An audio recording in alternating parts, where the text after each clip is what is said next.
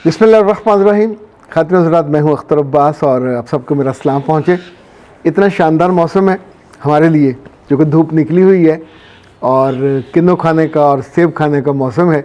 लेकिन अब ये देख लें कि रात 1 बजे और 2 बजे जब मरी में 3-3 फुट बर्फ़ पड़ी हुई थी और आगे शांगला और चित्राल और मालाकंड और दीर सब बर्फ़ से भरे हुए थे, तो ऐसे में बाकी सूबों का तो मुझे पता नहीं है।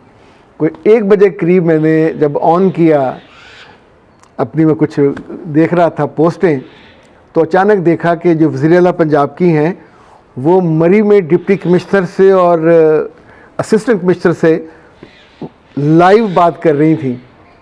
उनको शाबाश इस बात पे दे रही थी कि तुम लोग इस वक्त सड़कों पे हो, बर्फ़ साफ़ कर रहे हो, बल्कि साथ उन्होंने डीसी की टोपी और कोट की भी तारीफ़ की कि इतने बुरे हालात में भी तुमने मैचिंग पहना हुआ है।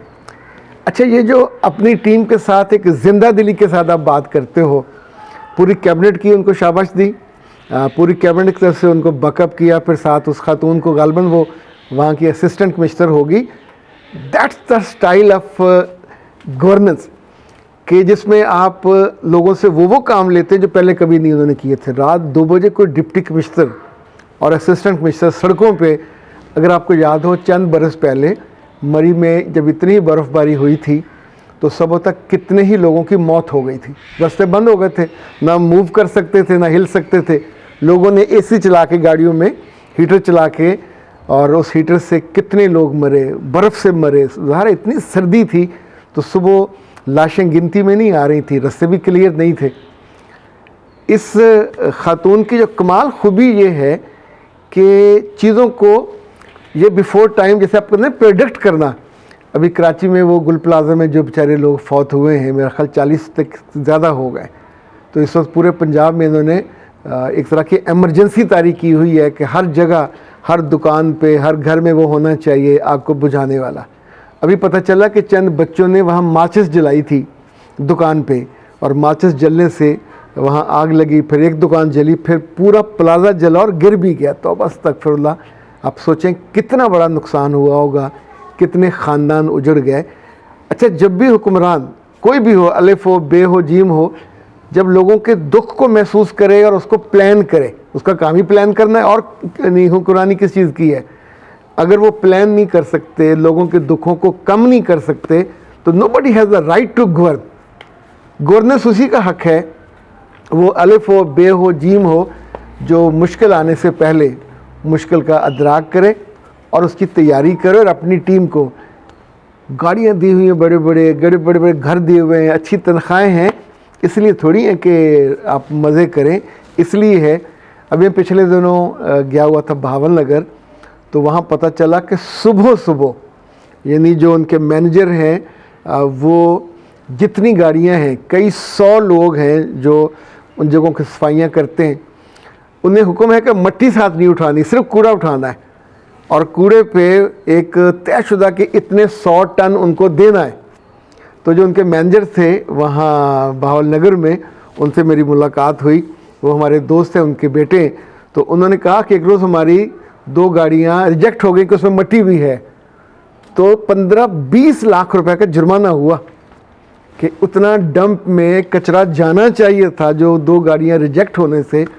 और रात मैंने देखा कि वो मिनिस्टर साहब दिखा रहे थे कि किसी भी शहर में किसी भी डंपिंग पॉइंट का वो पॉइंट दबाते और वहाँ की लाइव आ जाता कौन सी गाड़ी आई, ये वो कचरा गिराने से पहले और कचरा गिराने के बाद वज़न कितना था, कचरा कितना है। मेरा ख्याल है कुछ अरसे बाद जगह जगह या इंशाल्लाह बिजली बनने के प्लांट बन जाएंगे प्लांट, तो फिर लोगों को और बड़ी आसानी हो जाएगी। अगर इंसान करना चाहे तो बहुत कुछ कर सकता है। अच्छा, आज मैं कुछ ऐसे ख़वातीन और बच्चों के बारे में बात करना चाहता हूँ कि जिनकी ज़िंदगी में कोई एक नाकामी आई, फिर दूसरी नाकामी आई, तो उन्होंने उस नाकामी को दिल पे ले लिया। इतना याद रखिएगा कि अंग्रेज़ी में कहते हैं don't collect failures. Her fail होने से ज़िंदगी का नया रास्ता निकलता है। वो क्या है? When all the doors are closed be creative, open the window. एक बच्ची मिली, वो उसका 1-2 पेपर मिस हो गए थे और फिर उसने उसको दिल पे ले लिया। بچیوں کا معاملہ یہ ہے کہ جب یہ ڈپریشن میں جانے والی ہوتی ہیں تو ان کا جو برین ہے وہ اور طرح سے کام کرنے لگتا ہے.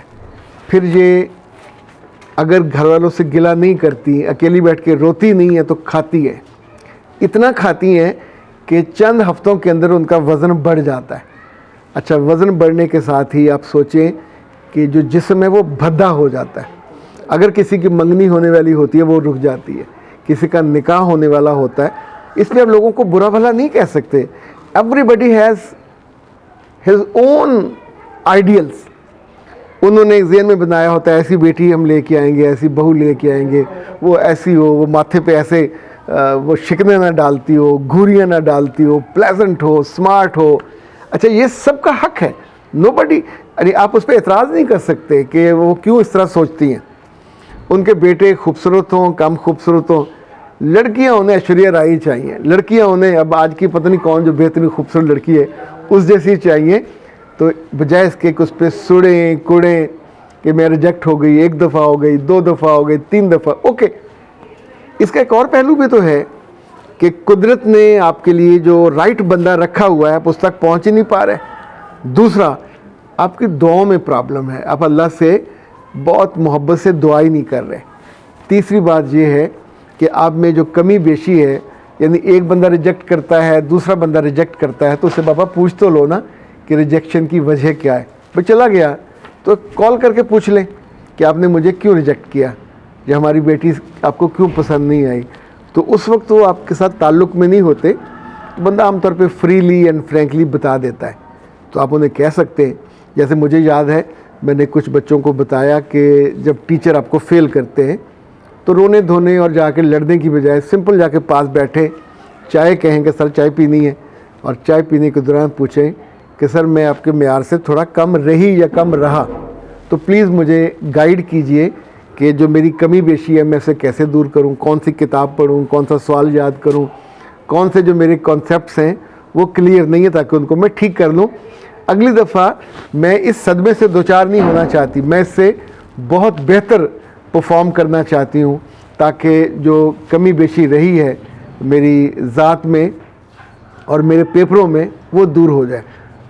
ہر ٹیچر خوش دلی سے آپ کو بتائے گا کہ میرے بچے یہ کر لو. اسی طور پہ رشتے میں بھی لوگ ٹھیک سے بتا دیتے ہیں.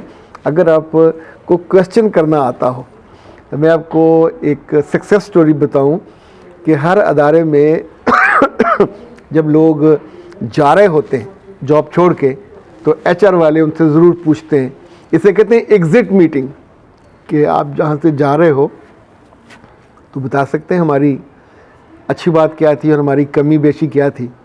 تو جو وہ شکایتیں کرتے ہیں کہ تمہارے سسٹم میں یہ خرابی تھی, یہ خرابی تھی, تو اس کو بطور خاص نوٹ کر کے بعد میں میٹنگ میں ڈسکس کیا جاتا ہے. تو اس سے ادارے اپنے آپ کو امپروو کرتے ہیں.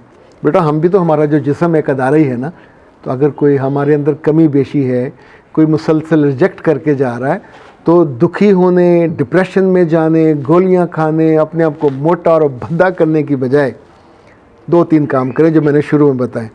اپنے رب سے پورے دل سے اس پہ یقین سے کہ سر آپ نے میرے لیے بہترین رشتہ رکھا ہوا ہے, اس تک پہنچا دیں. دوسرا, ناشکری نہ کریں. اللہ سے گلہ شکوہ بیٹا بنتا ہی نہیں ہے. ہم اس کے بندے ہیں, وہ ہمارا رب ہے, مالک ہے, خالق ہے, حکمران ہے. اس کے ساتھ بیٹھ کے کس منہ سے, یعنی ہم نے تو اس کی کائنات میں کچھ کنٹریبیوٹ نہیں کیا, وہ کرتا ہے, وہ عطا کرتا ہے, تو اس سے شکوہ نہیں بنتا.